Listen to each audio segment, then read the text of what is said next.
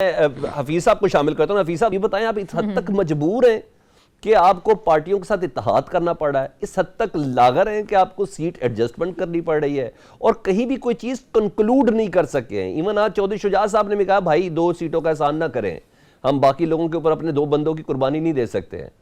تو آپ کے ساتھ جو ٹچ ہو رہا ہے وہ تکلیف میں ہی ہے.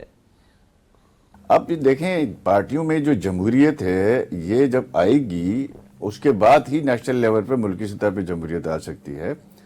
ہماری پارٹی کے اندر الیکشن ہوتے ہیں, ہمارے جنرل کونسل ہے جو ہمارا پارٹی آئین ہے اس کے مطابق ہوتے ہیں, اور پارٹیوں میں بھی ہوتے ہوں گے.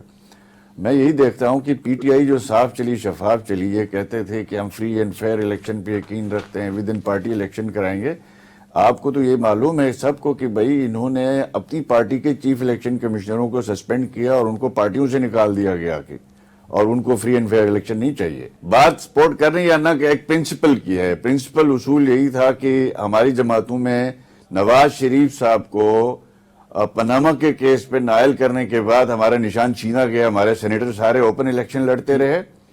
آپ دیکھ لیں نا, یہ حقائق ہے نا.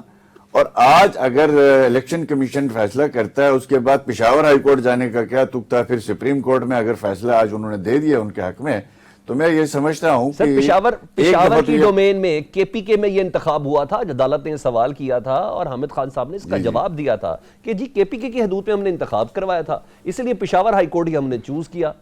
نہیں, ہمیشہ الیکشن کمیشن کے حوالے سے جب بھی کوئی فیصلہ آتا ہے اس کے خلاف اپیل بنتی ہے, اسلام آباد ہائی کورٹ میں بنتی ہے. خیر وہ ایک لیگل بیس ہے. حفیظ بھائی ایک چھوٹی سی بریک لیتا ہوں. تو مسلم لیگ نون کے حوالے سے بھی بہت کچھ ہے. میاں نواز شریف صاحب کی اس طرح غیر معمولی واپسی اور پھر 2 سماعتوں میں سزاؤں کا ختم ہونا, یہ تمام چیزیں بہت سی دیگر چیزوں کو پریمپٹ بھی کر رہی ہیں. الحمدللہ دیکھیں, ہم نے ماضی میں بھی کر کے دکھایا ہے, گوادر سے لے کے کراچی تک.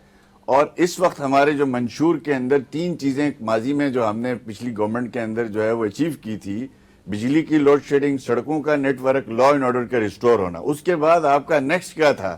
نیکسٹ یہی تھا کہ آپ کی سی پیک کے تھے جو اکنامک زونز بننے تھے, جس سے جاب کریشن ہونی تھی, جس سے آپ کی ایکسپورٹ جو ہے وہ کم سے کم $40 ارب تک لے جانی تھی.